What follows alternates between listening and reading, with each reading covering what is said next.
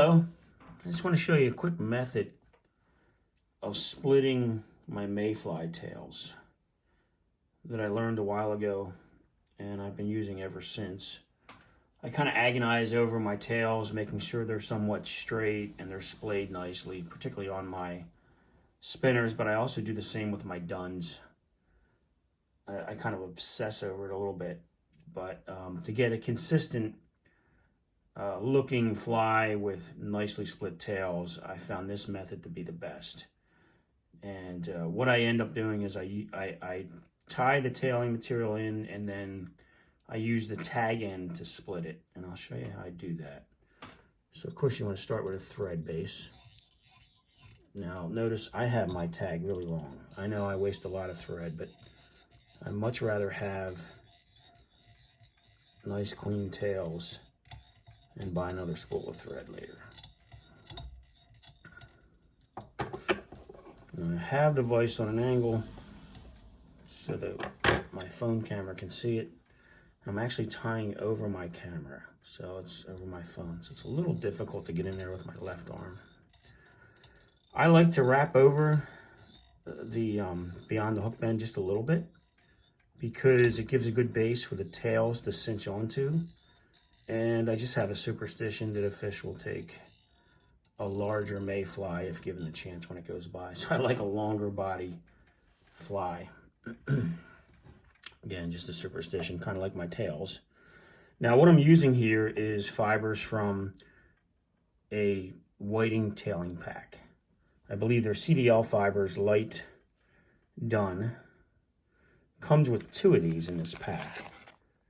Not sure if you can see that. And I bought this many years ago. And I gave one of these to my friend, and I still have this one. And as you can see, I don't know how many flies I can get out of this, but there's so many fibers in one pack. So what I do is I select one feather, and I cut the tip off. And that is just so I can easily separate the fibers. So I like 4. And let's see.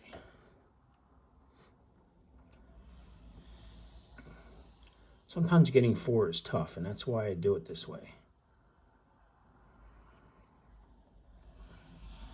You think you got 4 counted, but you really can't tell until you cut.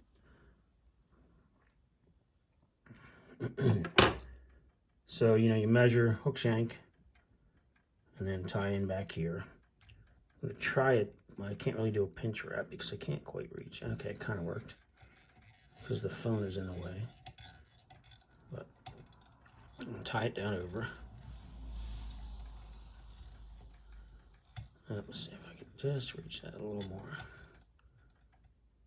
Okay, it's kind of close. Okay, so I got my 4. They're splayed a little bit because I cinched them over the thread wraps. And then I will try and split them a little more just to make it easier. So that's what I got now. They're kind of splayed.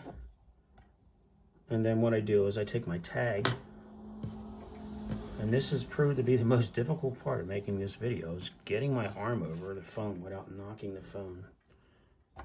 And then I take it either side, put it together, twist it. That just makes it easier to get it between the 4. And you gently pull back. I'll show you what's happening.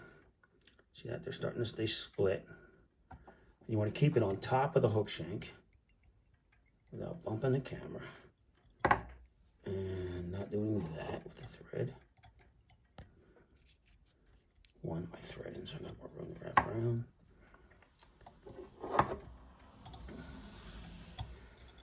All right, now cut your tag end off of your material you're using to split. I don't know if you can see that, but that's actually dead on what I want, believe it or not. I want that split right there. Now, as I wrap down and cinch on that tag material, it might even split a little bit more. That's not a bad thing. But that is textbook of how I want my tails to be, okay? If they get a little bit ugly, you can even wrap down a little bit over it to cinch them in a little bit, you know, to close them in.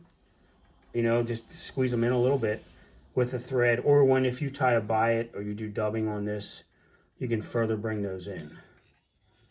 And that's basically how I do my tails. I hope you can see that. Again, very simple method. It's consistent. That's what I like about it. It's pretty consistent. If you start cranking out, you know, a dozen flies and you got this down, you can split these and just keep cranking along every time. You don't have to do the figure eights around them. It just splits them really nice.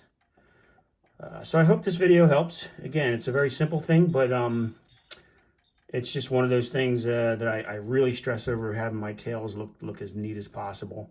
And this is a pretty consistent method to do it. So thanks for watching.